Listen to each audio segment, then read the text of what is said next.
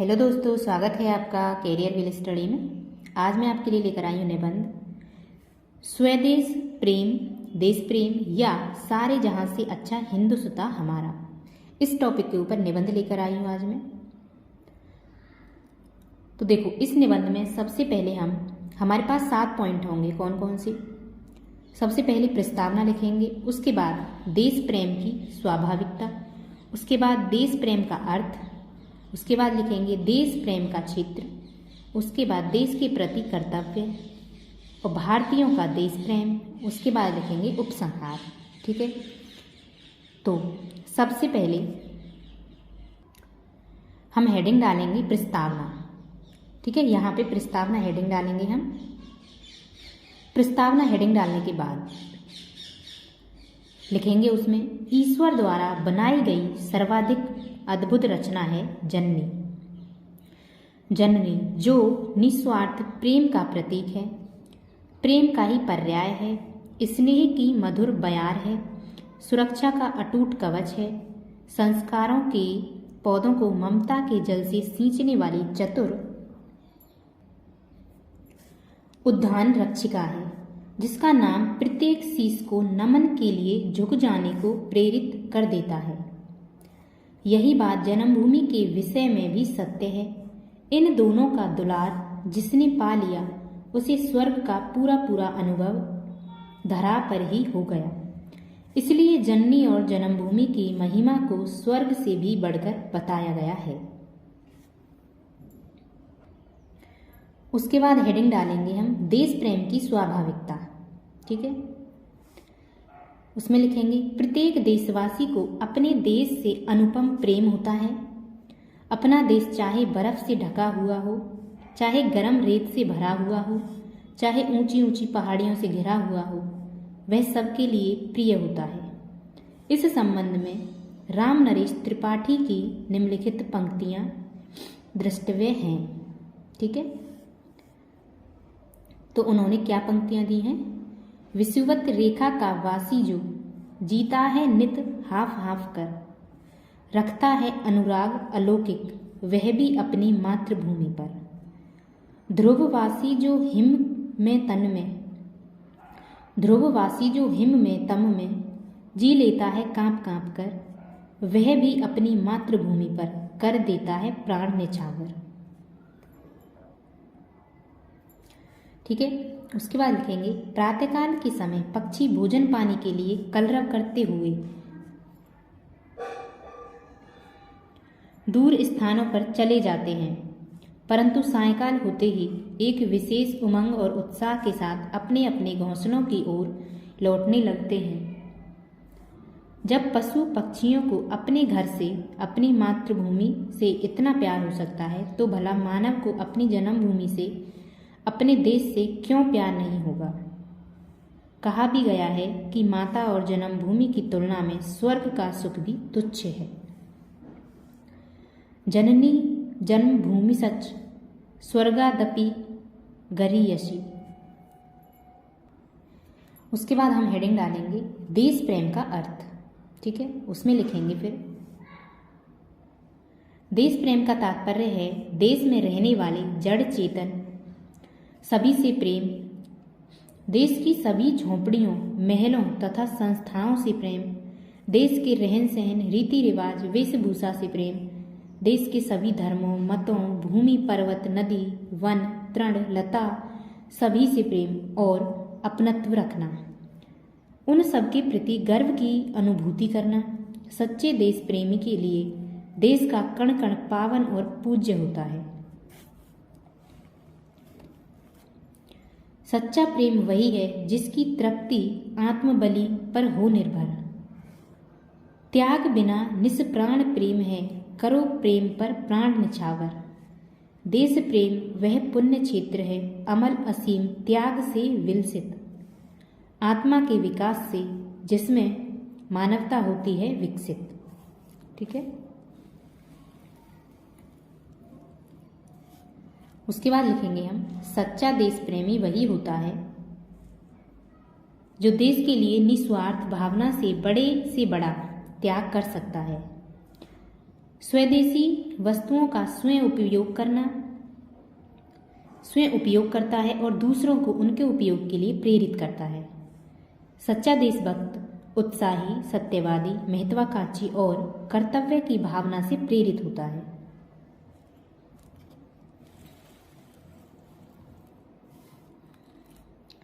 उसके बाद हेडिंग डालेंगे हम देश प्रेम का क्षेत्र।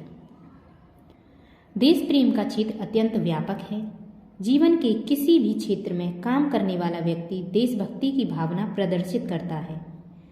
सैनिक युद्ध भूमि में प्राणों की बाजी लगाकर, राजनेता राष्ट्र के उत्थान का मार्ग प्रशस्त कर, समाज सुधारक समाज का नवनिर्माण करके, धार्मिक नेता मानव धर्म का उच्च आदर्श प्रस्तुत करके, साहित्यकार राष्ट्रीय चेतना और जन जागरण का स्वर फूंककर, कर्मचारी, श्रमिक एवं किसान निष्ठापूर्वक अपने दायित्व का निर्वाह करके, व्यापारी मुनाफाखोरी व तस्करी का त्याग कर अपनी देशभक्ति की भावना को प्रदर्शित करता है।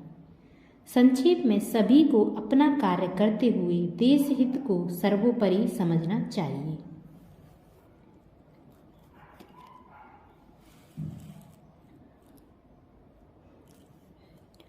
जिस देश में हमने जन्म लिया है, जिसका अन्न खाकर और अमृत के समान जल पीकर, सुखद वायु का सेवन कर हम बलवान हुए हैं, जिसकी मिट्टी में खेल कूद कर हमने पुष्ट शरीर प्राप्त किया है, उस देश के प्रति हमारे अनंत कर्तव्य है। हमें अपने देश के लिए कर्तव्य पालन और त्याग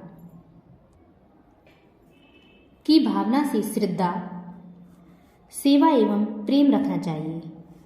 हमें अपने देश की 1 इंच भूमि के लिए तथा उसके सम्मान और गौरव के लिए प्राणों की बाजी लगा देनी चाहिए।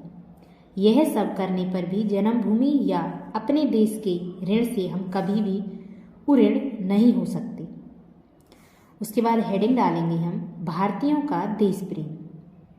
उसमें लिखेंगे भारत माँ ने ऐसे असंख्य नर रत्नों को जन्म दिया है जिन्होंने असीम त्याग भावना से प्रेरित होकर हंसते हंसते मातृभूमि पर अपने प्राण अर्पित कर दिए। कितने ही ऋषि मुनियों ने अपने तप और त्याग से देश की महिमा को मंडित किया है तथा अनेकानेक वीरों ने अपने अद्भुत शौर्य से शत्रुओं के दांत खट्टे किए हैं। वन वन भटकने वाले महाराणा प्रताप ने घास की रोटियां खाकर स्वीकार किया, परंतु मातृभूमि के शत्रुओं के सामने कभी मस्तक नहीं झुकाया।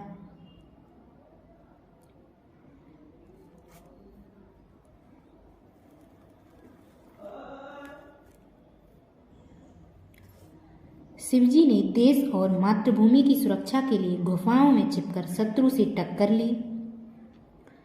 ठीक है, शिवाजी ने देश और मातृभूमि की सुरक्षा के लिए गुफाओं में छिपकर शत्रु से टक्कर ली और रानी लक्ष्मीबाई ने महलों के सुखों को त्याग कर शत्रुओं से लोहा लेते हुए वीरगति प्राप्त की। भगत सिंह, चंद्रशेखर आजाद, राजगुरु सुखदेव, अशफाक उल्लाह आदि न जाने कितने देशभक्तों ने विदेशियों की अनेक यातनाएं सहते हुए मुख से वंदे मातरम कहते हुए हंसते हंसते फांसी के फंदे को चूम लिया। उसके बाद है उपसंहार। खेद का विषय है कि आज हमारे नागरिकों में देश प्रेम की भावना अत्यंत दुर्लभ होती जा रही है।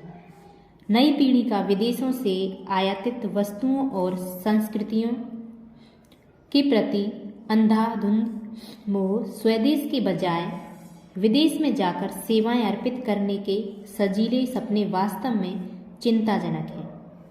हमारी पुस्तकें भले ही राष्ट्र प्रेम की गाथाएं पाठ्य सामग्री में सजाए रहें, परंतु वास्तव में नागरिकों के हृदय में गहरा व सच्चा राष्ट्र प्रेम ढूंढने पर भी उपलब्ध नहीं होता। हमारे शिक्षाविदों व बुद्धिजीवियों को इस प्रश्न का समाधान ढूंढना ही होगा। अब मात्र उपदेश या अतीत के गुणगान से वह प्रेम उत्पन्न नहीं हो सकता। हमें अपने राष्ट्र की दशा व छवि अनिवार्य रूप से सुधारनी होगी।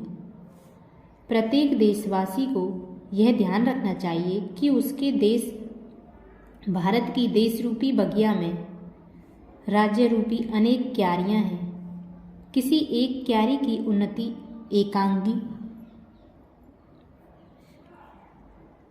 उन्नति है और सभी क्यारियों की उन्नति देश रूपी उपवन की सर्वांगीण उन्नति है।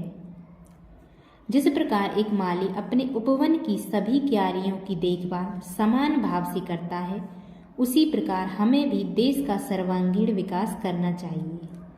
स्वदेश प्रेम मनुष्य का स्वाभाविक गुण है। इसे संकुचित रूप से ग्रहण न कर व्यापक रूप से ग्रहण करना चाहिए। संकुचित रूप से ग्रहण करने से विश्व शांति को खतरा हो सकता है। हमें स्वदेश प्रेम की भावना के साथ साथ समग्र मानवता के कल्याण को भी ध्यान में रखना चाहिए। तो इसी के साथ ये निबंध समाप्त हो चुका है। उम्मीद करती हूँ वीडियो आपको पसंद आई होगी। अगर वीडियो अच्छी लगी हो तो वीडियो को लाइक करें और चैनल को सब्सक्राइब करें। मिलते हैं नेक्स्ट वीडियो में किसी और निबंध के साथ। धन्यवाद।